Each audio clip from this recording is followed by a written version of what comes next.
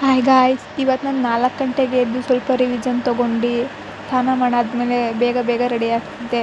ಯಾಕಂದರೆ ಇವತ್ತು ನನ್ನದು ಲಾಸ್ಟ್ ಡೇ ಕಾಲೇಜ್ ಮತ್ತು ಸೆಕೆಂಡ್ ಸೆಮ್ ಲಾಸ್ಟ್ ಎಕ್ಸಾಮ್ ಕೂಡ. ಇವತ್ತೊಂದು ಎಕ್ಸಾಮ್ ಮಾಡಿಬಿಟ್ರೆ ಫುಲ್ಲು ನಾಳೆಯಿಂದ ಫುಲ್ಲು ರಜಾ ಗಾಯ್ಸ್. ನನಗಂತೂ ತುಂಬ ಖುಷಿ.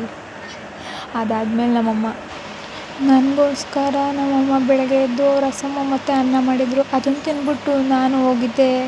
ಆಯಿತು, ಆಮೇಲೆ ಬಸ್ ಹತ್ಕೊಂಡು ಕಾಲೇಜ್ಗೆ ಹೋದೆ ಗಾಯ್ಸ್.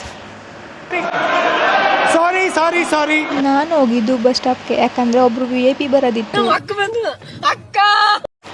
ಆಮೇಲೆ ನಾವಿಬ್ಬರು ಹೋಗಿದ್ದೆ ನಮ್ಮ ಕಾಲೇಜ್ ಪಕ್ಕದಲ್ಲಿರೋ ಗಣೇಶ ಟೆಂಪಲ್ಗೆ. ಅಲ್ಲಿರೋ ದೇವ್ರನ್ನ ಬೇಡ್ಬಿಟ್ಟು ಇವತ್ತು ಕ್ವಶನ್ ಪೇಪರ್ ಈಸಿ ಬರಲಪ್ಪ ಅಂತ ಬೇಡ್ದು. ಎಲ್ಲರಿಗೂ ಎಕ್ಸಾಮ್ ಚಿಂತೆ ಆಗ್ತಾಯಿದ್ರೆ ನನಗೆ ಮತ್ತು ನನ್ನ ಫ್ರೆಂಡ್ಗೆ ಆ ಪ್ರಸಾದದ್ದೇ ಚಿಂತೆ ಆಗ್ತಾಯಿತ್ತು ಗೈಸ್.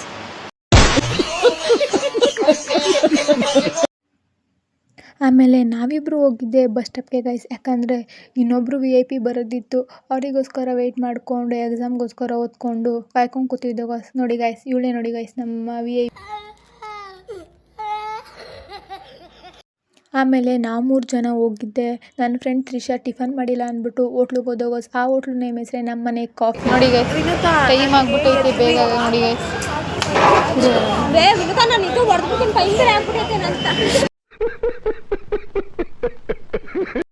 ಆಮೇಲೆ ನಾವು ಹೋಗಿದ್ದೆ ನಮ್ಮ ಕಾಲೇಜ್ಗೆ. ಇವತ್ತು ಎಕ್ಸಾಮ್ ಅಂದ್ಬಿಟ್ಟು ಎಲ್ಲ ಓದ್ತವ್ರೆ ಗೈಸ್. ಇವತ್ತಾಗಿತ್ತು ಇದಿಷ್ಟು ಬ್ಲಾಗ್. ನಾಳೆ ಸಿಗುವ ಮತ್ತೆ ಬಾಯ್.